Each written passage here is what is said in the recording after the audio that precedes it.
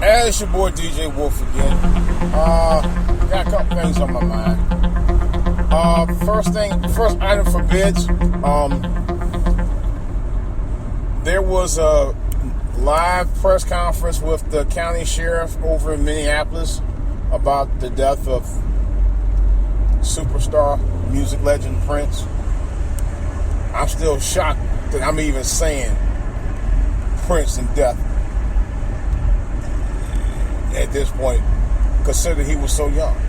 I mean, he wasn't old, but he's 57. I mean, he still has some good years left in him, man. A lot of good years, matter of fact. And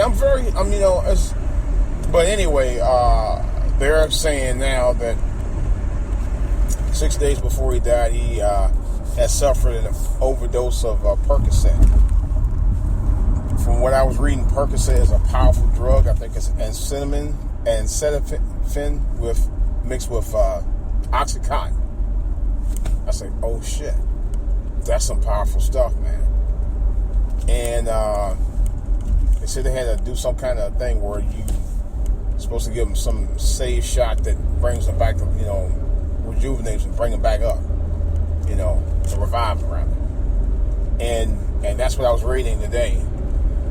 And they also was reported by TMZ, reported that he had been seen going to the pharmacy as much as 4 times in one day. For what? I don't know. All I'm saying is, man, I'm really, really hoping that what they said is not true. Now, what did bother me is the fact that Prince, that night that he was ill on the plane, and they took him to a hospital, they would not give him a private room. He had every right to have a private room. I mean, come on, let's be real. I mean, it's not like he couldn't afford it. He had every right to a private room. They should have gave him one. They should have allowed a doctor to be able to take care of him. I mean, this makes no sense, because as far as I'm concerned, Prince, was and is a national treasure. Musically anyway. I mean, seriously though, man. And he had every right to be taken care of by the hospital. Why they deny him a private room, I'll never understand. Do they know the kind of life he had to live this whole almost 40 plus years in the showbiz? Really? He had every right to have one, and they should have gave it to him. This makes no damn sense. I'm just really, really, like I said, shocked, disappointed. I mean, rather, I ain't say disappointed. I'm really sad. I'm really devastated, man. I'm not gonna lie. Prince's death hurt me as bad as Michael Jackson. It did.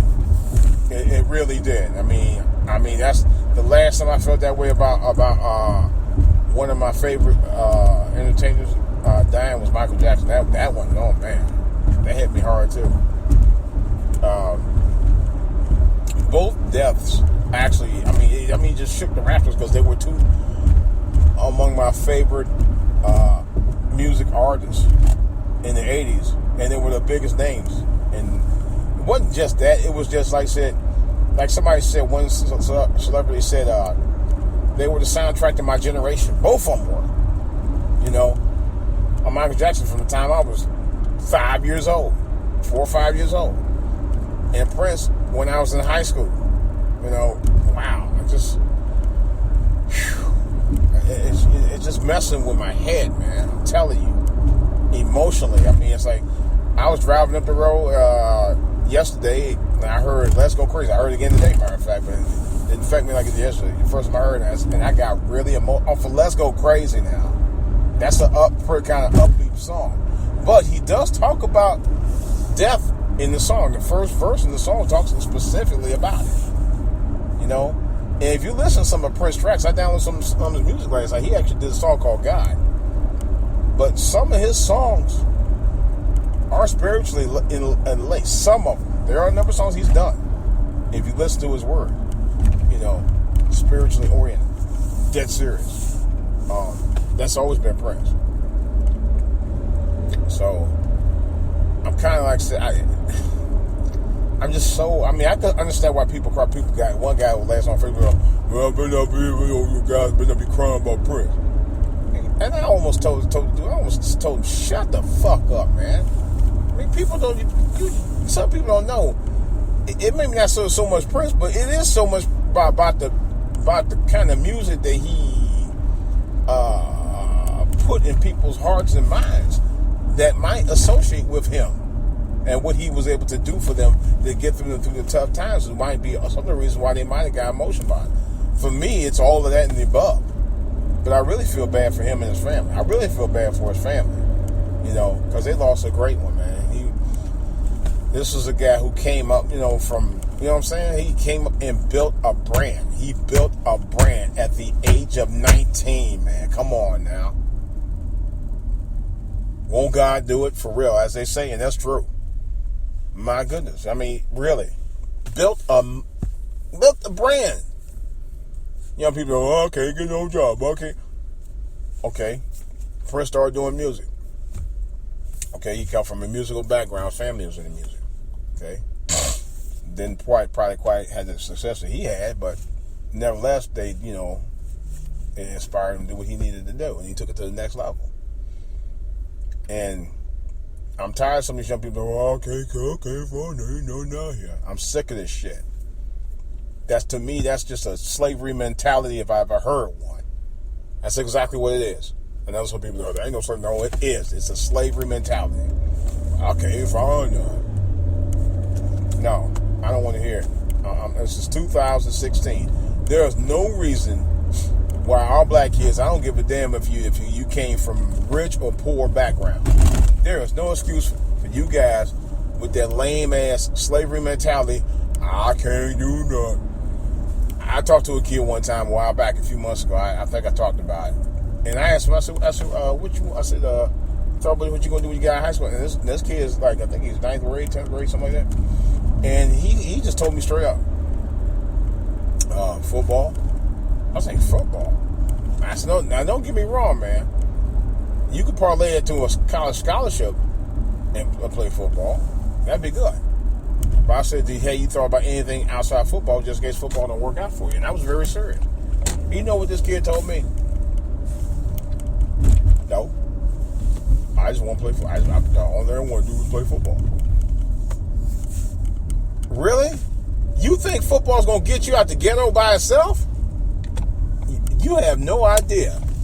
And I even told him, I said, look, dude, what if you get injured? Okay? That could happen. Okay? That happens in football all the time. I said, I'm telling you right now, you better come up with a backup plan. And he just got simped on it. And I hate to say it because he's a young kid, but still he was acting kind of on the simp side and decided, oh, football's my only way out. This is the only thing I know how to do. You can't make the excuses, man. Some point you got to think about doing something outside football because football ain't going to always last. It's just not. That's just a fact. My white boy. This guy going to keep going. Really? I don't think his fool was going to keep going. He wasn't going to even stop. I let that one guy say, come on now. I'm going to sit and wait for both of y'all to get over here like you can't stop. But anyway, he didn't put in the kid. He literally did not put any thought. No thought process into anything other than football. That was it. And I'm like, are you serious? Are you effing serious, matter of fact? You don't think football is your only way out? You better come up with a better idea than football. I explained to him, I said, football, dude, do you know only 500 guys actually get a chance to actually play in the NFL? If that, and you might be lucky if you're one of the 300 that actually might have a chance to make it, have a career out of it, and maybe 100 that they even make it to the Hall of Fame, So I'm like, dude, are you serious? Or that 100 who make it out okay without any concussions or injury and stuff and be able to have a thriving career after football. Seriously. And I was shocked. So it just told me one thing. Because his mom is a single mother. I know her well, all right? And, excuse me. And, of course, his dad, I guess, is MIA, sort of. That's another whole story. But it's just the point is that he has had no guidance at all. Even when I try to give him guidance, you know, he was just dead set on football. You know, he didn't think about trying to finish school. He didn't even talk about finishing school. He just said football. I'm like, really? I was totally just like blown away when he said that, because he put no thought into anything outside of football. That was it. You know, like, oh, football's gonna be the only way I can be able to have a career. Really? Do you know what it takes to play football? And do you know what toll it takes on your body? You better have a backup plan, dude. I'm telling you. Y'all, let that be a lesson to y'all kids today if you're listening. Seriously. Okay? If you're going to play football, you better have a backup plan. Okay? Or any sport for that matter. But definitely football. You know, real talk. You know, you have a 1 in a million shot of ever becoming pro, and I tried to tell him the same thing, and I don't think he actually quite understood that. All he knows is he wants to play football and think he's going to be able to turn pro like everybody else. Ain't going to always work like that. I tell my son that one time. My son wanted to go to Florida State. I'm like, dude, if you going to Florida State, dude, I'm going to tell you one damn thing. You're right. If you're going to Florida State, I'm going to tell you one daggone thing. You are going to apply for a scholarship, and you're going to get them grades up. Because my wife and myself both told me, we'd be damned if we're going to pay for you to go to Florida State, spend all that money just for you not to do what you're supposed to be doing out there, number one. Number two, keeping your grades up. It wasn't going to happen. We both told them to get a scholarship. And really, was the best thing. You know, college is expensive as hell. You know, it's been 2 years since my kid been out, and I'm paying for it right through my fucking nose. You know, excuse my French. You know, so I mean, at least if you're gonna get your kids to do something, man, get them to do something that's going to make a difference in their life. You know, I said, you know, what are you doing here? These people cannot drive. These people are the worst drivers on the freaking damn planet. All you had to do with them, he don't even know all you had to do was go straight. Anyway, but my point is that you don't have to be a child prodigy singer or actor or sports athlete to make something out of your life. You know, only thing you just need to do is a couple of things. Be you. Okay, number one. And I told the kids the same thing. Find something that you like to do. Find something you're good at outside just football. You know, or outside just sports. There's nothing to say you have to be a Rhodes Scholar. I mean, a scholar athlete if you're not one.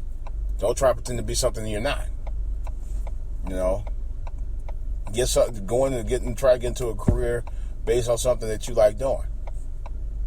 You know, and I know we like football, but maybe you could become a football coach. Maybe you could become what do you call it? Sports manager. What's another name for it? Sports agent. You know, so I mean, and I try to tell him that. I don't know if he'll take my advice on it, but that's what I mentioned to him. So it's on him. If he's gonna try to make something out of himself or not. But what are these people be doing out here? God. My main thing is teach your kids that even though sports is good, and sports is good for exercise and keeping yourself healthy, don't try to make it the end-all, be-all of a career. Because there's no guarantee. It's really not. And I told my son that. My son actually eventually, he went to play rugby, you know, a side sport. And he did eventually, you know, graduate and all of that from college. But it was just the fact that I had to give him a hard lesson about football. Football, you know, good as it is, you gotta be really good. You gotta be mentally and physically tough to deal with it. You know. But the main thing is you gotta get in where you fit in career-wise. You know, do something you like doing and thrive on it. Learn it. I told a nephew of mine, he wanted me to get him buy him some a piano one time. Just buy it outright, right?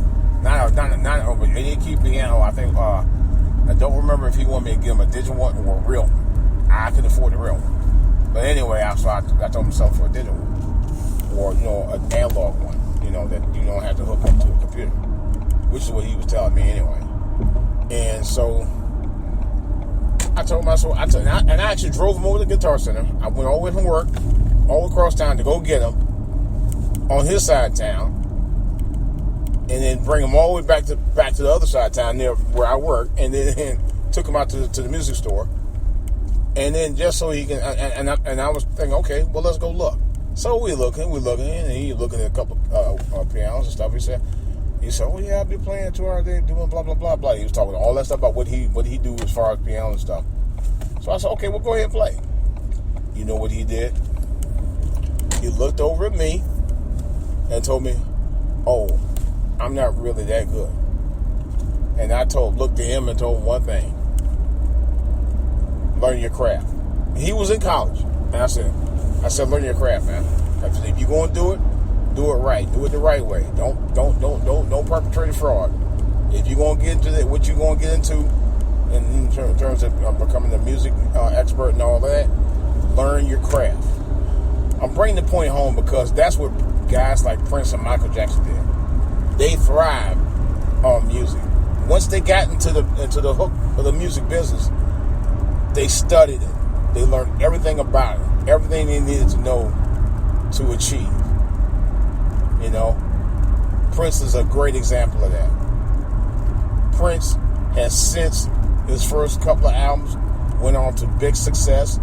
He started out a number of groups and artists over the years. He built up Palazzi Park. I still can't pronounce it right, but Palazzi Park, he built it up, okay, from the ground up. All right, he had a successful run of movies. He's won 7 Grammys and countless other awards. He was nominated 30 times, matter of fact, for the Grammys. I mean, he won an Oscar for Purple Rain, one of the greatest songs he ever wrote. And it's his drive, it's his personal perseverance, and his goal to do great and slightly overachieve, but nothing wrong with that. But to be the best at what he was doing. He ate and sleep and breathed music 24/7. And you could hear it in his work. That's why he had hits after hits after hits after hits after hits after hits. I saw him in a concert one time, 1997. My wife and I. She won 2 tickets from the radio station. And although they weren't the best seats in the house, I mean, we were in the center balcony. And I'm thinking, okay, we got good seats. No, we had the suckiest seats on the planet. I know what happened though. I think the radio station decided to give us the sucky seats, and they got the really good ones, which was messed up. Anyway, to make a long story short, Prince ran through a cavalcade of his hits. And that's just right around the time his hits were just starting to dry up. And I don't mean dry up in a bad way, but he still had some, I think the Black Album was out, but I'm not sure. I don't remember. But he still had hits. He still, he did a lot of his hits, but I was joking with my wife. I said, you know what? Prince actually had 2 or 3 hits, 2 or 3 albums he still had covered, because he did a 2-hour set, and he was like, quote, I ain't got no more hits, y'all. I said, dude, you didn't even cover the other 3 albums. You had 3 more albums left at the time. But he went through a lot of his hits in 2 hours. I was shocked. A lot of his records. And that was, and like I said, seriously, that wasn't even all of them in 2 hours. think of the massive amount of songs he have out now. And I was talking to a colleague of mine today, and he was saying that when he was reading that Prince still had a ton of songs that he recorded and unreleased published material that hadn't even been released, never been released, it's in the vault. And I was telling him, I said, he was saying he was wondering who would probably get ownership of it. And I was thinking, which was a good question. But I did tell him this.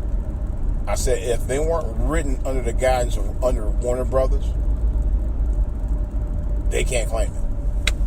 I'm pretty sure they can't claim it. If they weren't recorded, because Prince, remember, for the last 30 years, been recording a lot of his stuff at his home studio. Now, unless Warner Brothers actually own the studio, I don't think they got claim to those songs if you recorded them at Blaze Park.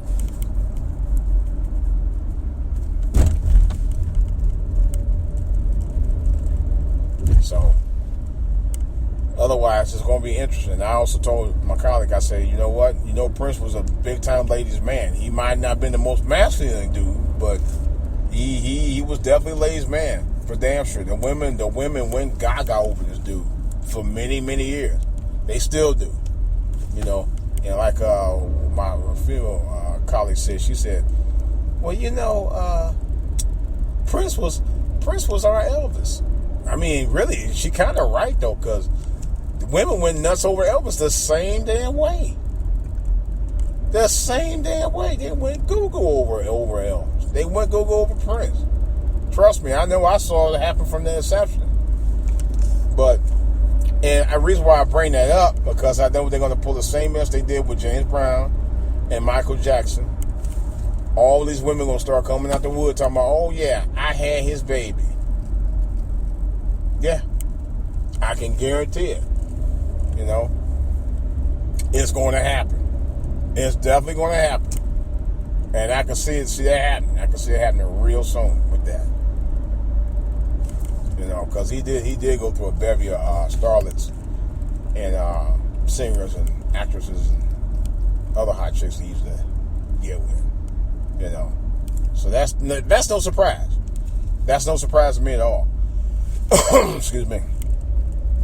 But what surprised me on a serious note is the fact that they were saying that Prince had he had OD'd on Percocet. That's not that. Right now they're looking at what actually killed him yesterday. That's inconclusive right now. But they were saying what may have caused the problem he had on the plane, which they're trying to indicate that he might have been using recreational drugs. Who knows? I would really hate to hear that. It was bad enough with Michael Jackson. Michael Jackson had a problem because of issues he had with some other stuff. Mainly when he got burnt. He got addicted to painkillers. And then I was reading that Prince had a hip problem. I didn't know that. I know he had walked with a cane for the last few years. And I said, well, he walked with a cane. I said, man, he may be a little bit out of sync. First thing I thought about it was about 5 years ago. Maybe about 3, 4 to 5 years ago. But in any case, rest in power, Prince, because you deserve all the accolades that you got. One other thing I wanted to say, I was really touched by all of the different offices, buildings, including my hometown, Cleveland, Tower City, that responded with the neon purple lights display all across the country and all across the world. I've seen it in several places and online, and it really was awe-inspiring, man. And people at Palais Park, I can't pronounce that. They were several people were crying, and everybody loved Prince, man. I mean, you may not understood what he was, his personal persona, but you understood his professional persona, and you respected him. I respect him personally. Me, at first, when he first came out, I really didn't know what to think about him. But as I understood what he was really about, he was just a young black kid from Minneapolis who had a dream to do something big. And that speaks volumes to me. Because what he did changed the spectrum of music. Man, another big accident out here. It's like the second one today. But he changed the spectrum of music, man, like nobody's business. You know? And truthfully, on a lot of levels, on the feet that I don't even think Michael Jackson ever achieved. That's what is going on. Yep. So let's watch the traffic here. But on the level that MJ, I don't even think ever achieved. And that's what is these trucks just jumping everywhere, man. Wow. All right. Well, I gotta cut it short, guys. I actually had a great talking to you guys because these trucks are jumping left and right in between lanes and stuff. I'm gonna cut it a little short here, but in any case, I will have a show on tonight. Stay tuned for it. It will be on late. If I have to get up in the middle of the night to do it, it's gonna be on. All right. I've been promising it, and I'm gonna try to get a number on there for you. I don't know if it's gonna be through a Blog Talk Radio or Skype. I'm looking to try to do a Skype or a number, but I'll have a number for you tonight. Hopefully, either way. All right, guys. This is DJ Wolf, and hopefully I have Lil B on tonight because he wanted to talk about it, and I am amped to talk about it because I got a lot to talk about this. And I really have a lot more to say. I just haven't really gotten into it yet. That and some other subjects. In any case, it's DJ Wolf.